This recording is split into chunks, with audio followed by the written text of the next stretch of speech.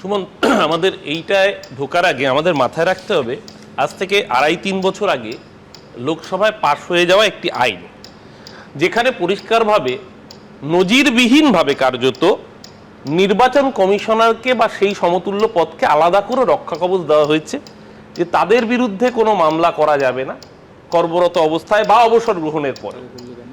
সেই জায়গায় দাঁড়িয়ে যখন নির্বাচন কমিশনারের মতো পদ এবং যেই পদটাকে সরাসরি পলিটিসাইজ করা হয়েছে, প্রাথমিকভাবে নির্বাচন কমিশন নিযুক্ত হতেন দেশের প্রধানমন্ত্রী, লিডার অফ অপোজিশন এবং সুপ্রিম কোর্টের চিফ জাস্টিস মিলে, একটা নিরপেক্ষতা ছিল। সেই আইনটাকে বদল করে প্রধানমন্ত্রী এবং তার ক্যাবিনেটের একজন এবং লিডার অফ অপোজিশন, অর্থাৎ প্রথমেই ব্যালেন্সটাকে নষ্ট করে দেওয়া, 2:1 অনুপাতে বিজেপি যাকে চাইবে সেই নির্বাচন কমিশনার হবে। সেই দিনই গণতন্ত্রের গোড়ায় কুঠারাঘাত হয়েছিল। আজকে আপনি যেটা বলছেন ঠিক, কিন্তু এই আপত্তিকর বদলটা তুমিও জানো, আমি ব্যক্তিগতভাবে মনে করি এটা আপত্তিকর। তাহলে মামলাটা এইটা নিয়ে করা উচিত। আমি বলছি, আমি আসছি তোমার প্রসঙ্গে ঢুকছি। যেহেতু তুমি মাঝখানে ইন্টারাপ্ট করলে, আশা করবো একটু এক্সট্রা টাইম দেবে। হ্যাঁ, আবার ইন্টারাপ্ট করবো, আবার এক্সট্রা টাইমও দেবো। তো সেই জায়গায় দাঁড়িয়ে আজকে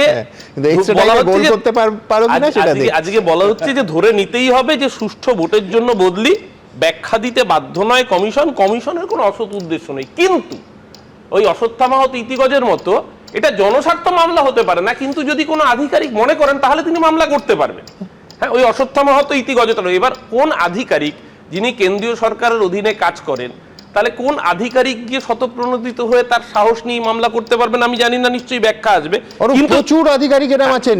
নজরুল ইসলাম, প্রতিদিন তুমি যাকে আক্রমণ করো, তিনি গোটা কেরিয়ারে যখন বামফ্রন্ট আমল ছিল, বামফ্রন্ট সরকারের বিরুদ্ধে একাধিক মামলা করেছিলেন নিজের পোস্টিং নিয়ে। তো নিয়মকেই প্রমাণ করে, নিয়মটা তার জন্য বদলালো না।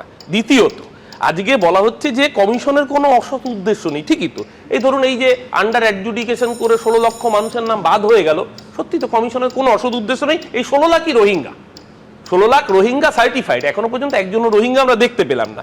এমনকি যে বিচারপতিদের হাতে ক্ষমতা দিয়ে দেওয়া হলো, সুপ্রিম কোর্ট পর্যন্ত মনে করলো ইলেকশন কমিশন চোর, তাই ইলেকশন কমিশনকে দিয়ে ভেরিফাই না করিয়ে বিচারপতিদের হাতে অ্যাপিলেন্ট ট্রাইব্যুনাল থেকে শুরু করে সমস্ত কিছু গঠন করে দেওয়া হলো, যাতে বিচারপতিরা বিচার করবেন এবং সেই বিচারপতির পরিবারও বাদ, ডিলিটেড। আজকে সত্যিই তো কোনো অসৎ উদ্দেশ্য নেই।